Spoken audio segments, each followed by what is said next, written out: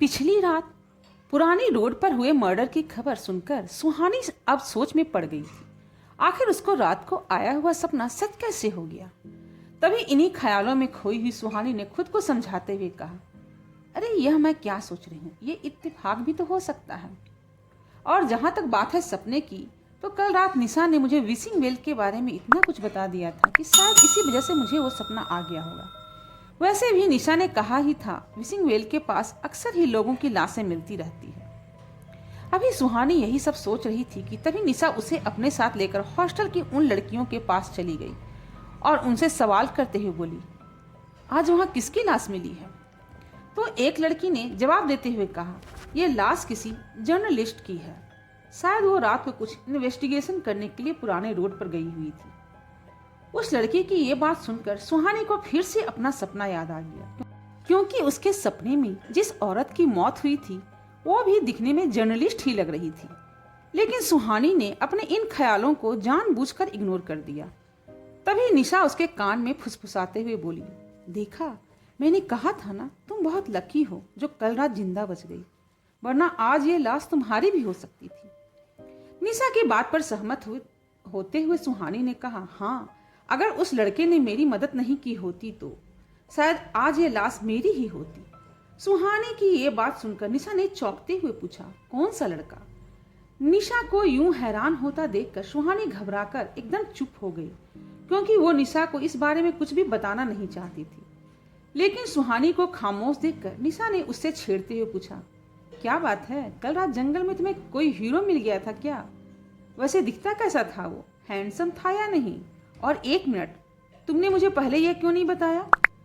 निशा को यूं खुद को चिढ़ाते देखकर सुहानी ने बात बदलते हुए कहा, अब कॉलेज चलें, टाइम हो गया है। सुहानी की बात सुन निशा ने भी उसे और परेशान नहीं किया और फिर वो दोनों कॉलेज के लिए निकल गए। हिमालय की वादियों के बीच बना सेंट थॉमस कॉलेज इस वक्त बहुत खूबसूरत लग रहा था। ये कॉलेज हिमाचल प्रदेश का सबसे बड़ा कॉलेज था, जहाँ एडमिशन बड़ी मुश्किल से मिलता था। यहाँ के स्टूडेंट्स या तो बहुत अमीर होते थे या बहुत ही इंटेलिजेंट। निशा बहुत अमीर थी और सुहानी काफी इंटेलिजेंट, तभी उन दोनों को यहाँ एडमिशन मिला था। सुहानी ने बीए फर्स्ट ईयर में एडमिशन लिया था और वो आगे चलकर आईएएस ऑफिसर बनना चाहती थी। कुछ ही देर में सुहानी और निशा कॉलेज कैंपस में खड़ी थी। तभी कोई पीछे से आकर निशा के कान में बोला, हाय ब्यूटीफुल। ये आवाज सुनते ही निशा ने पीछे मुड़कर देखा तो वहां उसी की उम्र का एक लड़का खड़ा था। उसे देखते ही निशा ने कहा, विवेक, कहाँ थे तुम? पता भी है, मैं कब से तुम्हारा इंतजार कर रही थी। सामने से विवेक ने जवाब देते हुए कहा, अरे आज हॉस्टल से निकलने में देर हो गई। कल रात फिर से विशिंग वेल के पास किसी की मौत हुई है ना, तो हॉस्टल में बहुत सी गॉसिप चल रही थी, बस उसी सब में मुझे लेट हो गया। विवेक के आते ही निशा तो जैसे सुहानी को भूल ही गई थी और विवेक की यहाँ वहां से वो देखकर उससे बातें करने लगी। वहीं पास में खड़ी सुहानी खामोशी से उन दोनों की बातों को सुनने लगी। तभी अचानक से सुहानी को एक लड़की की आवाज सुनाई दी, लेकिन उसे समझ में नहीं आ रहा था कि वो आवाज क्या कहना चाह रही है। सुहानी ध्यान लगाकर समझने की कोशिश कर रही, वो उस आवाज की ओर खींची चली गई। सुहानी को देखकर ऐसा लग रहा था जैसे वो अनजाने में ही उस आवाज के पीछे खींची चली जा रही थी। उस आवाज का पीछा करते हुए सुहानी निशा और विवेक से काफी दूर चली गई। कुछ ही देर में वो कॉलेज के पीछे एक सुनसान जगह पर जाकर रुक गई। इस जगह पर कोई भी स्टूडेंट नहीं था। सुहानी जिस जगह पर जाकर रुकी थी वहां उसके ठीक सामने एक बरगद का पेड़ था और उस पेड़ पर बहुत से लाल धागे बंधे हुए थे, जिसे सुहानी बड़े गौर से देख रही थी। सुहानी को ऐसा लग रहा था जैसे वह इस आवाज इस पेड़ से ही आ रही थी। ये सोचकर सुहानी उस पेड़ के और भी करीब जाने लगी, लेकिन तभी किसी ने पीछे से उसका हाथ पकड़ लिया और सुहानी के कदम अचानक से रुक गए।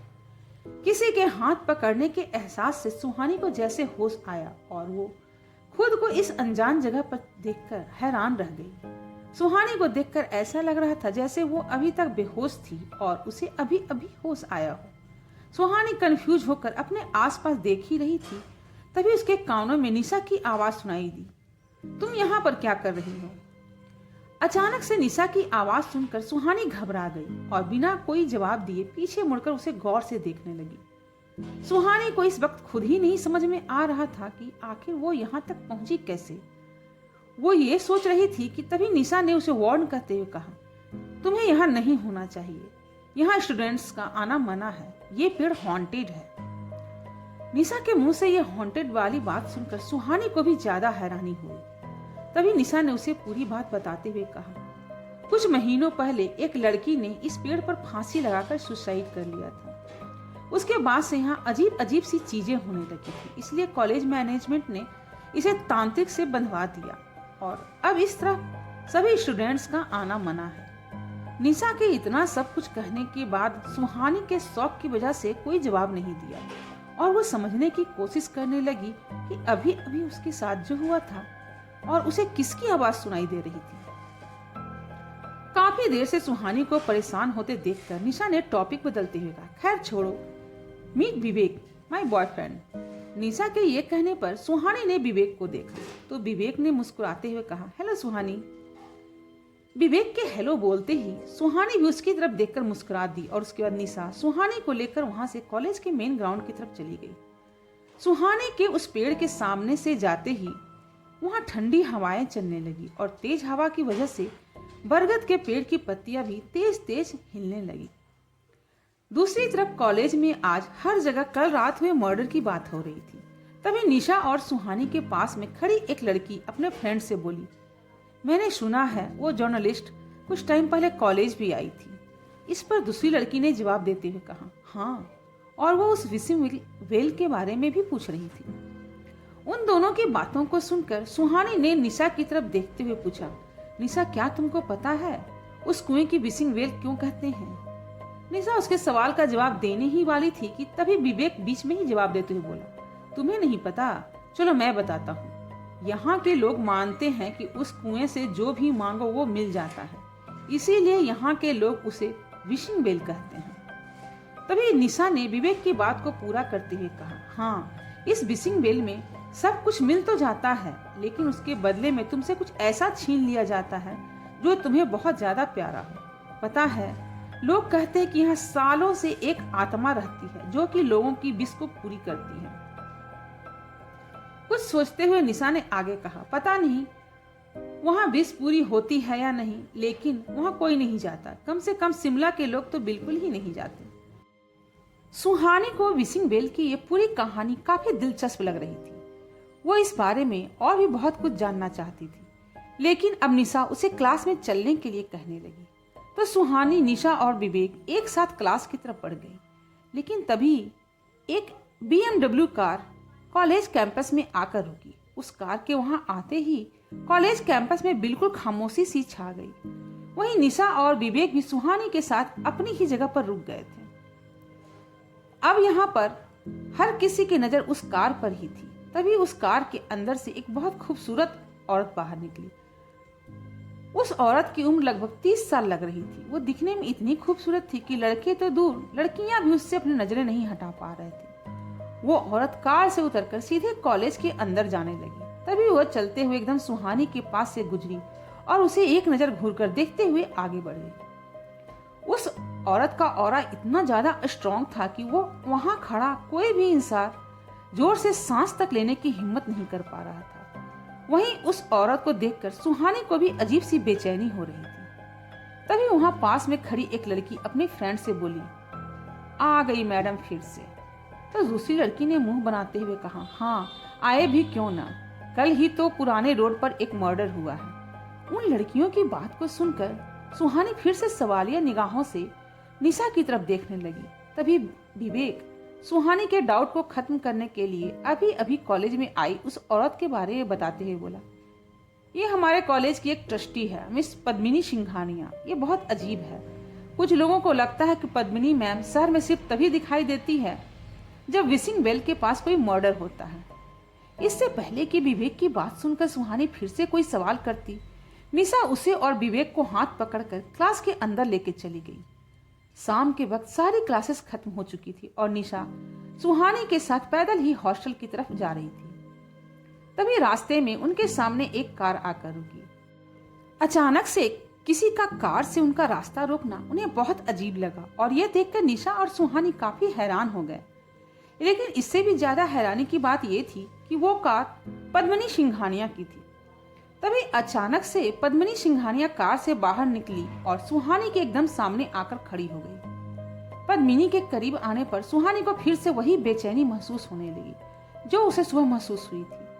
तभी सुहानी के करीब आकर पद्मिनी उसकी आंखों में देखते हुए बोली, बेवजह अनजानी चीजों को नहीं छेड़ना चाहिए, कभी कभी इसकी बहुत बड़ी कीमत चुकानी पड़ती है। पद्मिनी यह सब बोल ही रही थी और सुहानी हैरानी से उसकी आंखों में देखे जा रही थी। पद्मिनी की काली गहरी आंखों को देखकर सुहानी की घबराहट बढ़ती ही जा रही थी। वहीं सुहानी के बगल में खड़ी निशा भी खामोशी से उसे देखती रही, लेकिन पद्मिनी ने निशा की तरफ एक नजर भी देखा नहीं और वापस अपनी कार में बैठकर वहां से चली गई।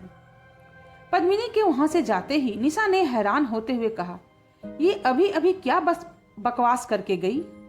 उस जाते हुए कार को देखकर सुहानी भी कंफ्यूज होते हुए बोली, वही तो मैं भी सोच रही हूँ कि ये क्या बकवास कर रही थी। इधर रात के 3 बजे शहर में चारों तरफ खामोशी थी और अंधेरी रात में पेड़ के पत्तों की सरसराहट भी साफ सुनाई दे रही थी। उसी बीच पुरानी रोड में एक लड़का बड़ी तेजी से चलते हुए जा रहा था। उस लड़के ने ब्लैक लेदर जैकेट और ब्लैक जींस पहन रखी थी। उस लड़के का चेहरा बिल्कुल शांत था, लेकिन उसकी आंखों में गुस्सा साफ साफ दिखाई दे रहा था। वो इसी तरह आगे बढ़ रहा था कि तभी उसे पीछे से गुस्से में भरी एक भयानक आवाज सुनाई दी। क्यों बचाया उसे? वो आवाज सुनकर उस लड़के की आंखें और भी गहरी हो गई और पीछे मुड़कर सामने खड़े साये को गौर से देखने लगा। उसके सामने अब वही साया था जिसने कल रात सुहानी को मारने की कोशिश की थी, और ये वही लड़का था जिसने कल रात सुहानी को उस साये से बचाया था। तभी वो लड़का गुस्से से अपने दांत पीसते हुए बोला, बंद करो मासूम लोगों की जान लेना। तो वो साया आगे बढ़कर उस लड़के के बहुत करीब आकर खड़े हो गया और उसके चारों तरफ चक्कर लगाते हुए बोला, तुम अच्छी तरह से जानते हो ये मौतें कभी नहीं रुकेंगी। ये सुनकर उस लड़के ने गुस्से में उस साये को घूरकर देखा और फिर चुपचाप वहां से चला गया। लड़के के जाने के बाद उस साये ने अपनी फुसफुसाने वाली आवाज में कहा, कौन है वो लड़की जिसे बचाने के लिए कल तुम मेरे खिलाफ चले गए? और तुम कितनी भी कोशिश कर लो, वो अब मेरी नजर में आ गई है और अब तुम उसे बचा नहीं पाओगे। दूसरी तरफ निशा और सुहानी अपने रूम में आराम से सो रही थी। रूम में एक डिम लाइट जली होने की वजह से कमरे में हल्की हल्की रोशनी भी थी। तभी अचानक से सुहानी के कानों में एक लड़की की आवाज सुनाई दी, कोई मेरी मदद करो प्लीज, कोई तो मेरी बात सुनो, मुझे यहाँ से निकालो। उस आवाज में बहुत ही ज्यादा दर्द था। उसे सुनकर ऐसा लग रहा था मानो वो आवाज किसी से मदद मांग रही हो। वो आवाज सुनकर सुहानी की नींद खुल गई और वो फौरन अपने बेड पर उठकर बैठ गई। उसने अपने आसपास देखा जहां निशा गहरी नींद में सो रही थी। यह देखकर सुहानी खुद से ही बोली, वो आवाज, क्या मैं फिर से सपना देख रही थी?